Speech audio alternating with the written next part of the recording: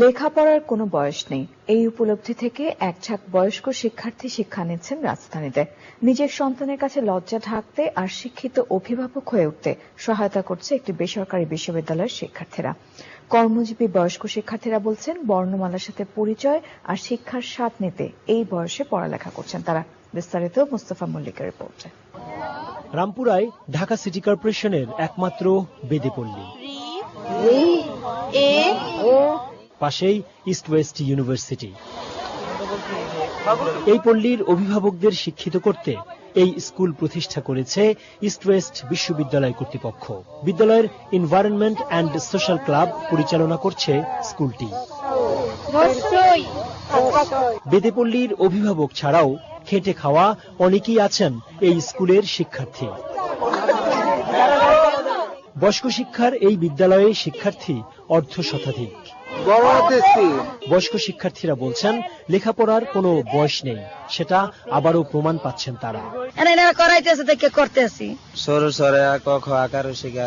যেটুক সময় পাই এইটুকুই এসে করি, ভালোই লাগে আমাদের পক্ষে, খুব ভালো লাগে। বিনামূল্যে আমাদের ভালো হচ্ছে, কিছু বুঝতে পারি।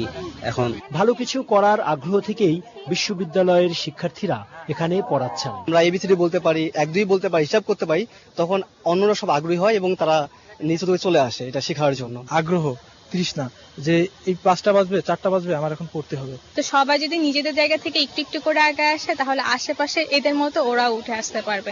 একটা ঐকান্তিক আগ্রহ, অনুপ্রেরণা কাজ করে।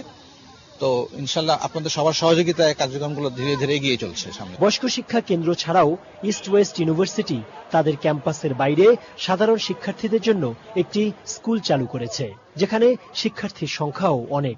বয়স্ক শিক্ষা কেন্দ্রটিও ভবিষ্যতে পূর্ণাঙ্গ স্কুল হিসেবে রূপান্তর করার ইচ্ছে বিশ্ববিদ্যালয় কর্তৃপক্ষের।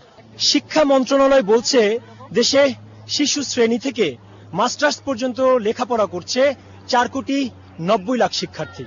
তবে এর বাইরেও বিশাল একটি অংশ রয়েছে যারা কখনোই বিদ্যালয়ে আসেনি, কখনো বিদ্যালয়ে আসেও না। বেসরকারি একটি বিশ্ববিদ্যালয় পরিচালিত এ ধরনের কার্যক্রম সত্যিকার অর্থেই কিন্তু পাল্টে দিচ্ছে দেশের শিক্ষার চালচিত্র, যেটা প্রশংসার দাবি রাখে এবং যেটা কিনা দৃষ্টান্ত হতে পারে অনেক সরকারি বেসরকারি কলেজ এবং বিশ্ববিদ্যালয়ের শিক্ষার্থীদের জন্য। ঢাকার ইস্ট ওয়েস্ট বিশ্ববিদ্যালয় পরিচালিত একটি বয়স্ক শিক্ষাদান কেন্দ্র থেকে মুস্তফা মল্লিক, চ্যানেল আই।